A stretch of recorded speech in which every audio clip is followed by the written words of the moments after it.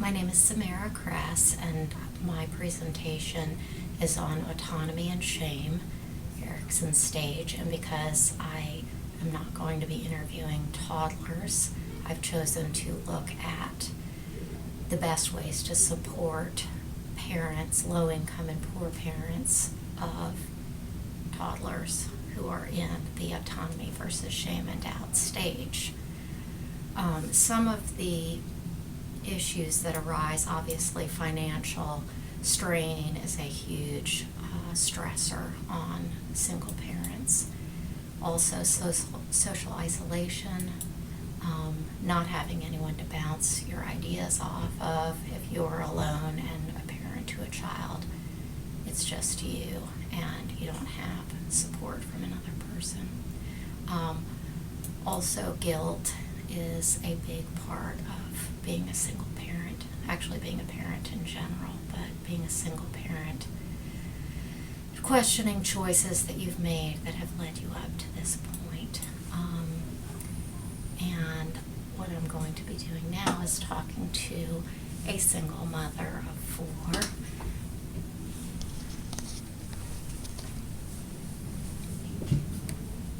And I will introduce you to Donna. Hi, Donna. Hello. Thank you for doing this interview with me. Can you tell me a little bit about your upbringing, where you're from? I'm originally from Greer, South Carolina. I came from 2 parents that were not college educated. Okay. We struggled our entire lives. I knew during my high school years that I wanted to do more. Mm-hmm. And so I chose the route to go to college. Okay. What did your parents think about that? They did not have any knowledge on how to help me, Okay. like with financial aid or even where to start. Now, how did you get it into your head that you wanted more? Because I saw them struggle on a day-to-day basis, and most of the heated arguments in our house were about money. Okay. Now, was your mom ever a single parent? Yes, my parents divorced when I was 4 years old, and for about the next 4 years, we lived as a single family. Okay. Just your mom and your My brother? Yes. Okay. And what did she do for a living? She worked in a grocery store and a deli bakery, Mm-hmm. and struggled working 50 and 60 hours a week. My grandmother was stay-at-home, and she really helped during this time where I'm not really sure what we would have done. How did she offer help? She would pick my brother and I up from school. She would feed us. She would buy our school supplies, school clothes. Okay. Well, thank God for Grandma, right? Exactly. So tell me about in high school, what was high school like for you? I became very involved with all the activities that they had in high school. Mm-hmm. I was fortunate enough to be a part of a church group that did a lot of activities also. So if I was not at school doing something, I was with the church doing mission tours or raising money or helping cook on Thursday nights. And I really stayed away from my house. Okay. And that was by choice? Yes. What was the house like? There was lots of yelling, screaming. That was normal for us, not to make it through an evening without someone getting into an argument. I had a stepbrother and a stepsister who were both on drugs. So Mhm. during my high school years, my mother very much struggled with that. Okay. And when did you leave the house? I left when I was 21. Okay. And when did you have your first child? At 21. Okay. Tell me about what happened with that.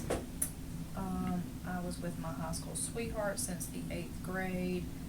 I had attended Greenville Tech College.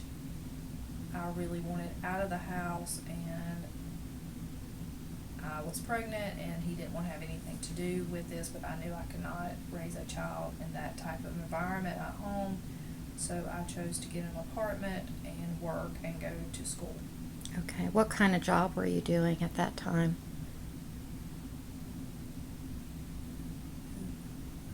You don't remember? It's okay. It must have been really bad.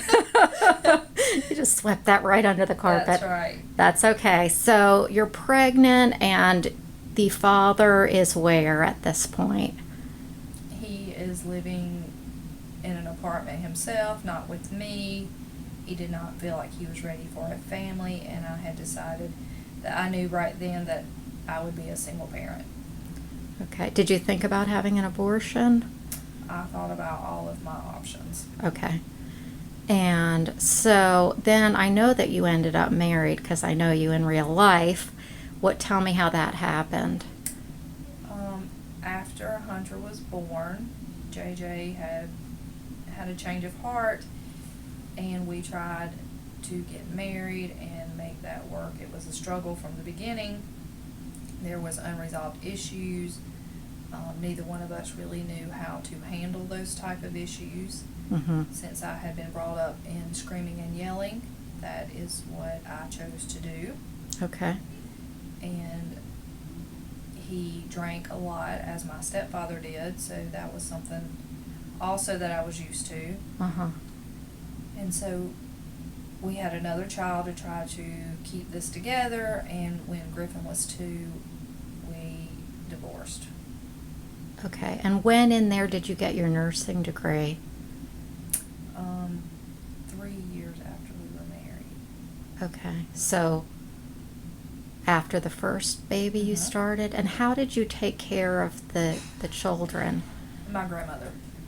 Okay. So, and JJ was working at the time? Yes. Okay. And then things fell apart and you all divorced? Yes. And did he take care of the kids at all? No, we did not see him probably for a year and a half after he left. Okay. Where was he? He remarried 3 months after he left. Great.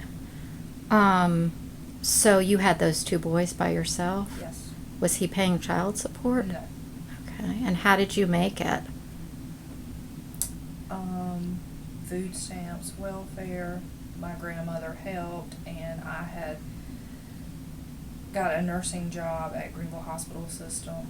Uh-huh. About how much do you think you were bringing in just from your job? I think nurses then started about $18 an hour. Okay. Did you have a lot of student loans from that first time that you went back to school? No, it was all paid through grants. Oh, nice. And you had good grades in high school, I'm assuming? Yes. Okay. Now, your brother and sister, did they do well? Did they graduate from high school? They graduated from high school, but no, neither one of them. They have both been in and out of jail their entire life. Okay. Now, why do you think you were different? What do you think contributed to you being different? Becoming very involved in church early on in my life, having that basis and that foundation. And I knew that's not the way I wanted to raise my children. Right. Okay. So how long were you, so you're working and you're getting some government assistance, and who was taking care of your kids when you were at work? My grandmother. Okay. So you didn't have the daycare expenses? No, and it probably would have been impossible to have a daycare. They did not open that early, and I had to be at the job at 7 o'clock, so I was very fortunate. Wow. That is amazing. It really is. So how long were you single parenting those boys? For about 5 years. Wow. Before I met Ralph. Okay. And that's your second husband? Yes. Okay. Now, did your mom help you? You said that your grandmother helped you a lot. Did your parents help you?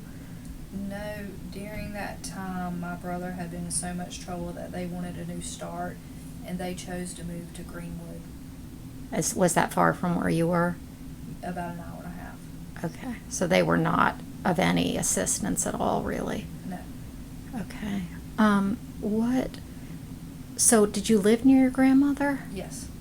Okay, so you would just bring the boys to her, or she'd come get them? Mm-hmm.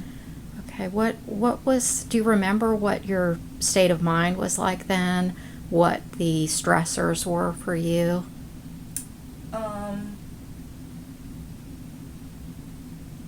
My grandmother took a lot of the stressors off of the children being sick and me having to call into work.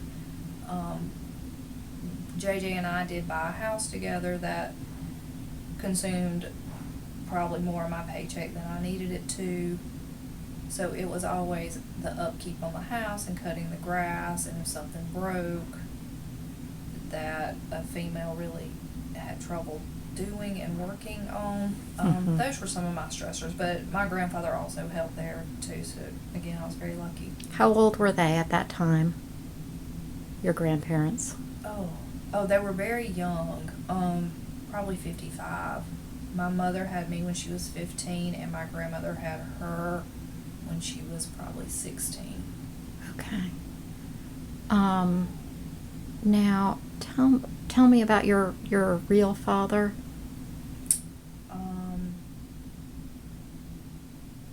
When my mother and he divorced, he was not allowed to see me because he had gotten into a lot of trouble with a younger, actually she was my friend and he was calling her. Uh-huh. And she told her parents, and the police came out and investigated, and I was not allowed to see him after that. How old were you? 10, 11. Were you guys close before that? We were. You were. Okay. And so then you just weren't allowed to see him anymore? Mm-hmm. What was that like? It was embarrassing that happened to me with my friend, and it was disappointing, and it was very rejecting because he didn't even seem to want to fight to see me. Do you think that that's true, or that was just your perception of the situation?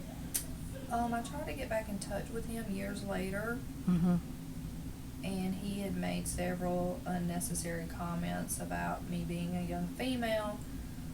So again, I was very disappointed and confused at why he would do something like that, or how somebody like that is so close to me and is in this world. So sexually inappropriate kinds of comments? Very. Okay, I'm sorry.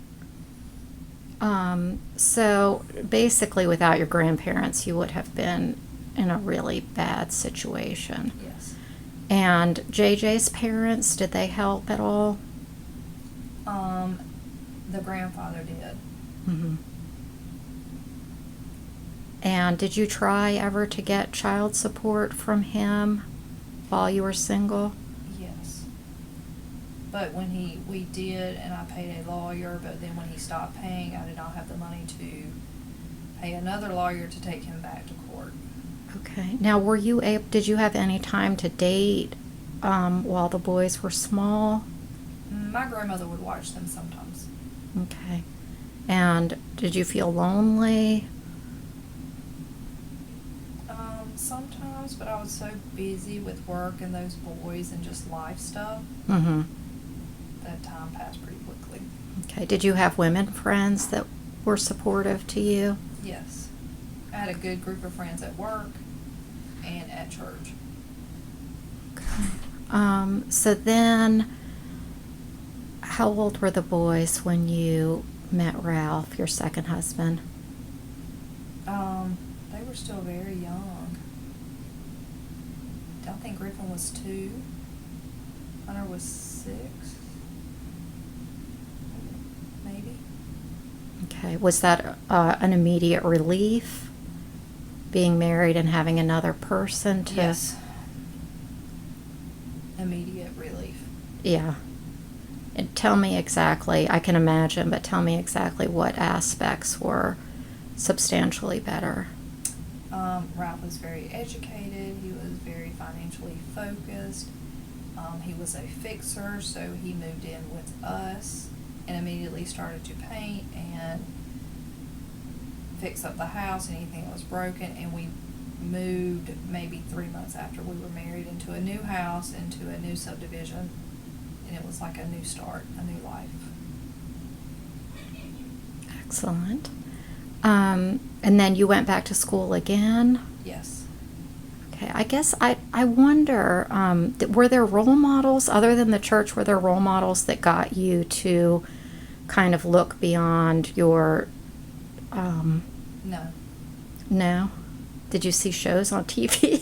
Or I'm just trying to figure out how you kind of pulled yourself up out of very poor circumstances. I just knew that I would never want Hunter and Griffin to be raised in that type of environment. Okay. Good. So, what do you think when you see women who are single mothers of young kids who aren't educated? What do you think would be the best path for them? What advice would you give someone? To get financial aid and to do online school, just to get some sort of degree, certificate, something. So, education. Yes, absolutely. And job training. Mm-hmm. So, and if you don't have family, what do you think your resources are in terms of daycare? Oh, I would reach out to the community, to churches to help. There is government funding for certain daycares that they will help pay for. Now, how did you find out when you were newly pregnant? How did you find out about how to get government assistance? I made an appointment at the healthcare system, Mm-hmm. and then they helped me through it. Okay. Were you terrified? Embarrassed. You were. Okay. Cut. Hold on. Thank you so much, Donna, for talking with us.